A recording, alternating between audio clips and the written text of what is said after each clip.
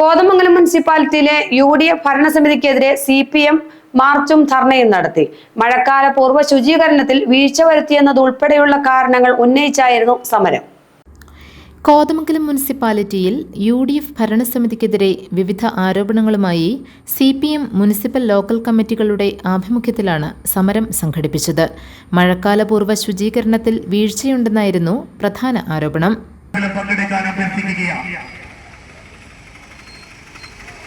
കോതമംഗലത്ത് സർക്കാർ ആശുപത്രിയുടെ മുന്നിൽ ഓട നവീകരണത്തിന്റെ പേര് പറഞ്ഞുകൊണ്ട് പൊളിച്ചിട്ട ഓടകളെല്ലാം മാസങ്ങൾ തിരിഞ്ഞിട്ടും.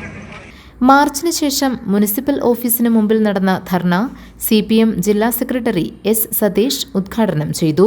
ലോക്കൽ സെക്രട്ടറി ജോണി കുര്യപ്പ് അധ്യക്ഷത വഹിച്ചു.